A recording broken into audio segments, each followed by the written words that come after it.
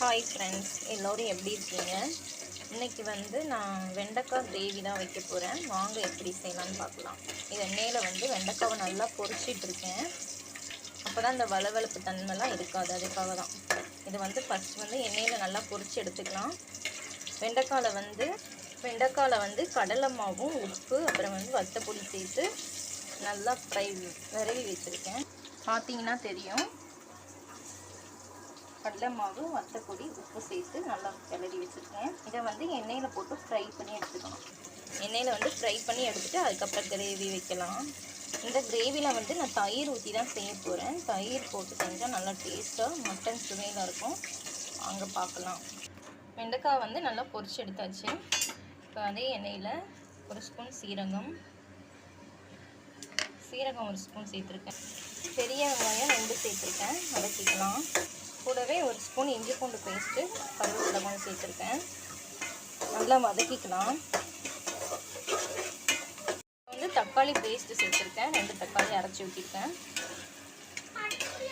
இதோட பச்சை ஸ்மெல்லாம் போகட்டும், நல்லா அது வரை வதக்கிக்கலாம். தக்காளி நல்லா வதங்கிடுச்சு. மல்லிப்பொடி ஒரு ஸ்பூன் சேர்த்துக்கலாம். மிளகாய் பொடி கொஞ்சம் சேர்த்துருக்கேன். மஞ்சள் தூள் கொஞ்சம் சேர்த்துக்கலாம். கிளறிக்கலாம். லாஸ்ட்டாக நம்ம கரம் மசாலா சேர்க்கலாம். அது லாஸ்ட்டாக சேர்த்துக்கலாம். மிளகு பொடி கொஞ்சம் சேர்த்துக்கிறேன்.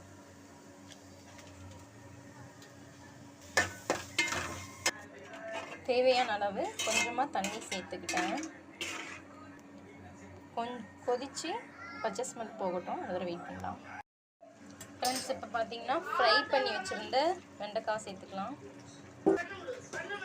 ஒரு 2 மினிட்ஸ் மட்டும் கொதிக்கட்டும். ஃப்ரெண்ட்ஸ், இப்போ பார்த்தீங்கன்னா நல்லா அந்த இதெல்லாம் வெந்துருச்சு. வெண்டைக்காயெலாம் வந்துருச்சு. இப்போ 1 நிமிஷம் நம்ம அடுப்பை அமர்த்திட்டு அடுப்பை ஆஃப் பண்ணிக்கலாம். ஆஃப் பண்ணிவிட்டு நம்ம தயிர் சேர்க்கணும். சூடாக இருக்கும்போது தயிர் சேர்த்தோன்னா தயிர் திரிஞ்சிடும். 1 நிமிஷம் மட்டும் கொஞ்சம் ஆறட்டும், அப்புறம் சேர்த்துக்கலாம் தயிர். இப்போ பார்த்தீங்கன்னா 1 நிமிஷம் ஆனதுக்கப்புறம் நான் தயிர் சேர்த்துருக்கேன்.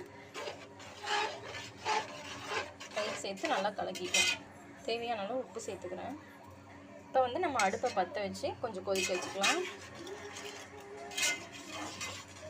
தெரியாது, இப்போ நம்ம கொதிக்க வச்சுக்கலாம். ஃப்ரெண்ட்ஸ், இப்போ கொதிக்கிது. 1/2 ஸ்பூன் கரம் மசாலா சேர்த்துக்கலாம். இந்த கரம் மசாலா தான் இந்த குழம்புக்கு நல்லா டேஸ்ட் கொடுக்கும் கிரேவிக்கு.